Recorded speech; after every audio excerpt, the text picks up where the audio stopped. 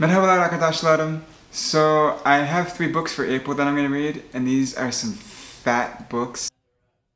Nice. Nice. Nice. I think like every one of them except for one is like 700 pages. Fat books. So it'll take me a while to get through these. And one of them is even a fiction book. Really? Really? Really? Really?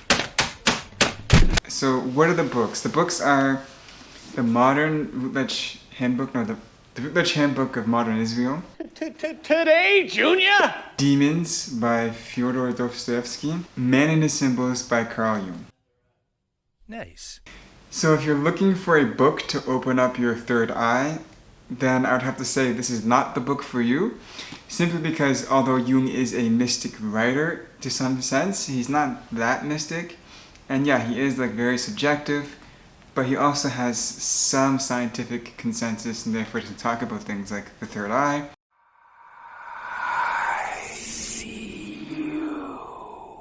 At least not in like ontologically real sense. Maybe it's like a myth for him, I don't know. This book goes over the general contents of Jung's thoughts. So I believe he wrote this book with some of his collaborators, and he finished it 10 days before his death. Nice. The book is going to try to explain things like myths, symbolism, individuation, and symbolism as it relates to like things like the individual, and so on and so forth. It basically takes all the technical stuff that Jung wrote about and puts it into a simplistic framework or just ordinary language. We have people that are stupid. For Jung, things like myths, although there is like a basic meaning what a myth means, is very technical. Somebody accredited him, I'll put the quote somewhere, somebody said that he is basically the first person who said that what is the statement, the function, and the use of a myth. And for Jung, like myths are something that exists in the unconscious, and they're like ways that the unconscious communicates to the conscious mind. They contain very psychological real truths that reveal something about human nature or something that the unconscious mind is trying to tell the conscious mind. So myths are a very technical thing in Jung's psychology, and the same thing holds true for something like individuation. I still try to wrap my head around what he means by individuation. Again, I think I've only read one book. I read a companion to Jung, which is just basically a collection of random essays put together by Joseph Campbell. It's called The Portal of Jung. And this will be the second thing I'm going to read about Jung. And from what I understand of individuation, is that it's kind of like if you're someone who's working in an office position and you have the role of, say, boss, okay, then you interact with the world with the role of boss.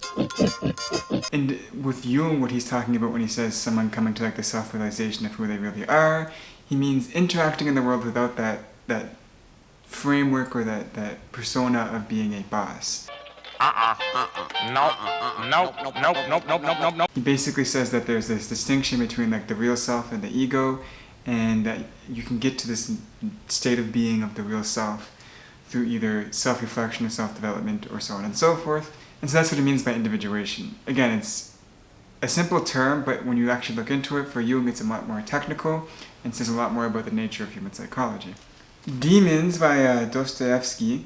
I've actually gotten 200 pages into it, and I'm liking it so far, but what I understand about what I've read about the book is that it's a political satire on a lot of the philosophies and doctrines that became very prominent I think when he went back to Russia.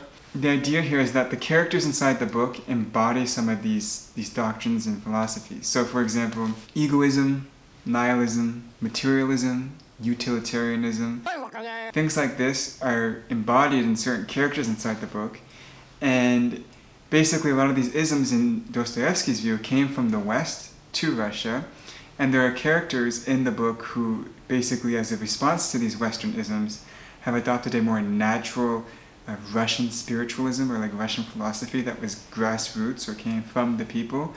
And you'll see these two worldviews, these Western worldviews and these Russian worldviews colliding together, where you have the isms of the West and the isms of the East meeting each other and battling it out.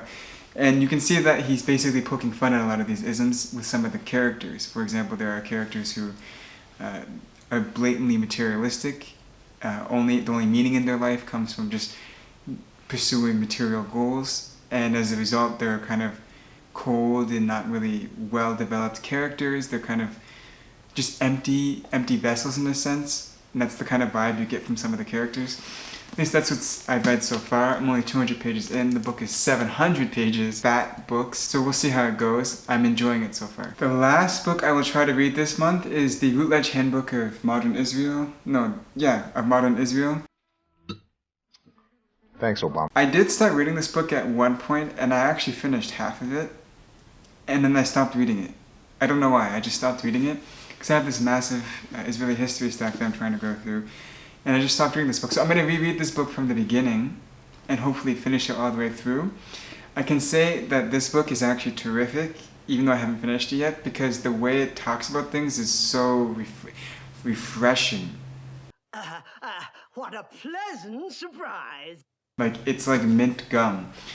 All the debates you hear about Israel usually are related to Palestine, but this book actually goes over Israeli history and some of the issues in Israel. For example, one of the things that is talked about is what kind of state Israel is. There's a very Ashkenazi characteristic of Israeli the state. It's not just a Jewish state, it's predominantly Ashkenazi. Some of the authors at least argue, right? Also, some of the laws around citizenship are very unique to Israel, and so therefore that brings into question what kind of state we should consider Israel. They also go over demographics. What's really interesting about this book is it goes over the actual demographics of not just Arabs, it talks about the kinds of Arabs that are inside Israel, but also Jews, for example, Russian Jews, and what kind of tie that Russian Jews have to modern Israel. Some of the authors in here have actually said that the Russian Jews are not as good politically speaking because they have greater ties towards Russia than they do Israel. It's amazing. You are 100% wrong. Another very interesting thing that gets mentioned in this book, which I have never heard anybody talk about, is how people inside Israel form their identity based off of the national narrative of Israel. So, for example, me being a Canadian, I tend to talk about multiculturalism a lot, or just being civil or nice, because that tends to be the identity that's projected onto Canada. And that has, as a result, shaped some of my identity.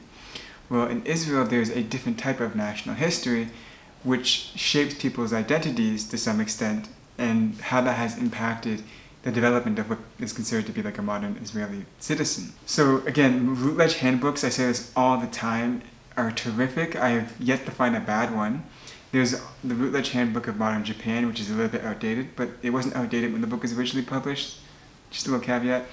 Routledge handbooks are really great if you want to understand a modern country, not just historically speaking, but also interesting things about demographics or policies or the nature of the state.